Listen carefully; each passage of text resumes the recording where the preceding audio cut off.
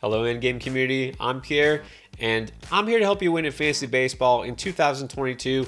How am I going to do that today? I'm going to tell you who this year's Robbie Ray will be. What does that mean? Stay tuned to find out. Now, if you followed fantasy baseball closely last year or Major League Baseball at all, you know, what do I mean by this year's Robbie Ray?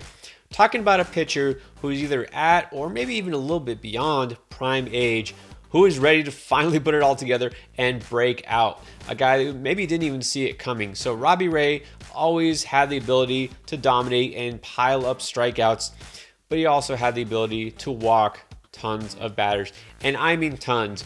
Look, it got to the point where we thought he might not even make a roster or be in a rotation because in 2020, after being traded to Toronto, he just didn't help, right? Nothing clicked.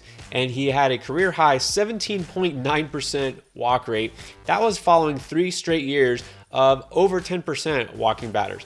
Okay, not good. Led to a very bloated whip of 1.90. Okay, so again, this is a guy who was major trouble of not even being able to hold down a rotation spot. And then what happened? Well, of course, we all know a Cy Young year.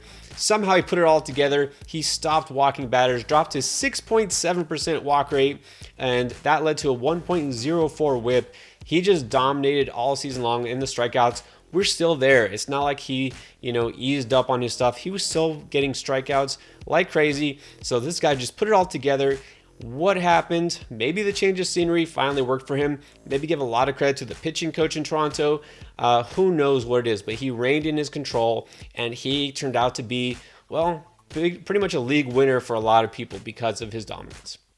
So who is the guy that you can get late in drafts, kind of an afterthought, that might be this year's Robbie Ray? Well, first of all, let me warn you, don't get your hopes up. There might not be this year's Robbie Ray, right? That is just something that doesn't happen all the time. And you know what? Don't forget also, this isn't fantasy football. One player isn't going to carry it for you, right? This is a sport where, you're probably going to have 9 pitchers in your starting lineup at some point, between 9 to 13 hitters.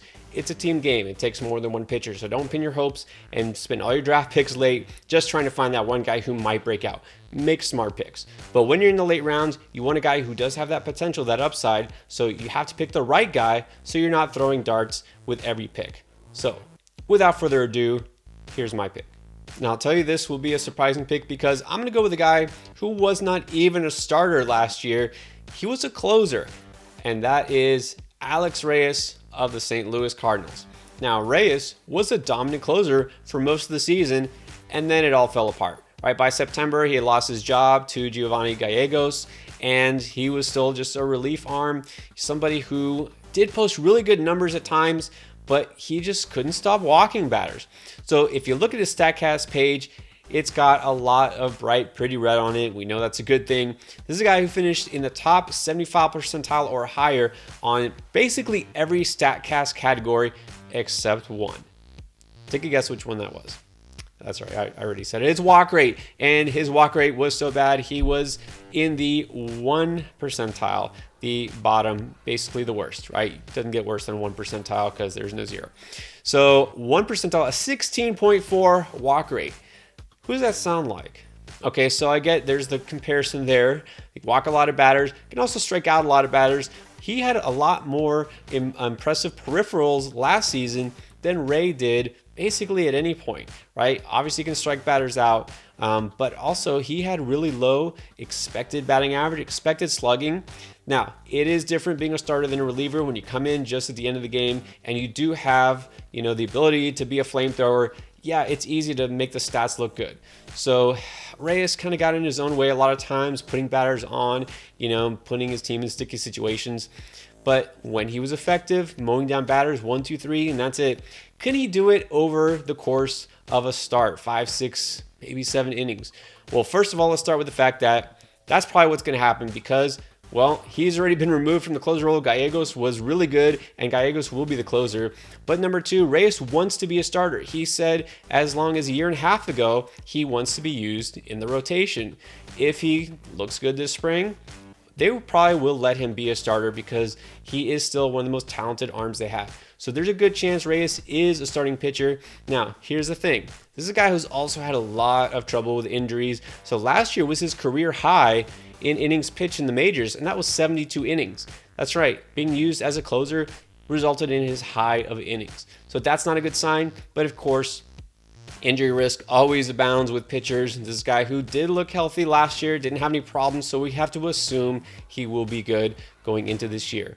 Now, to do what Ray did, it won't be that difficult because he doesn't have nearly as far to go.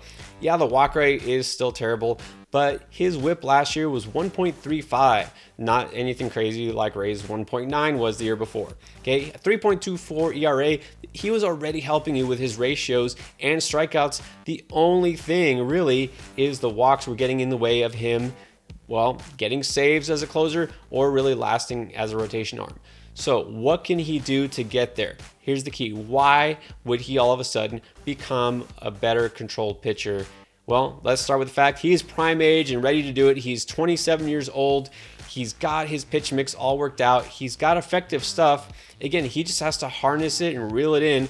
Now, St. Louis is a team that traditionally has success with pitchers, and especially in the starting rotation. I talked about Steven Matz on my late round pitching values video, somebody who I think could show even better progress being in St. Louis, a team with a really strong defense behind him, a team that traditionally has success with pitchers, especially veterans, in that environment. So Reyes is in the right place, right? He just needs to have the focus, have the motivation. He's got it now because he knows this is his chance to do what he wants, and that's to be a starting pitcher. Now, the other thing that Reyes has going for him is his arsenal. He is really meant to be a starting arm. He's a guy who doesn't just rely on 2 or 3 pitches. He's got a 5-pitch mix, uses them all at least 8% or more of the time last year. But he moved away from relying on his fastball quite so much and used the slider more. Now, he didn't have a single pitch that was bad, right? He's not getting tattooed on the fastball because he can go 96 miles per hour on average. He doesn't have any one pitch that he can't strike batters out with. Okay, so the sinker is what he uses to induce grounders. If he keeps using that a little bit more, maybe not reach back for the strikeout quite so often, which it seemed like he's starting to do last year, I think this is something that he can figure out. It looks like he was getting there, but again, let's not overreact to one bad month. This is a team that was contending. They needed somebody solid the back end of the 9th inning. And so Reyes, remember that he had been lights out up until that point. And so I think if he gets a chance to prove himself in the rotation, he absolutely could be somebody who dominates. Will he be this year's Robbie Ray? We will find out, but you know what? I'm willing to take a chance to find out.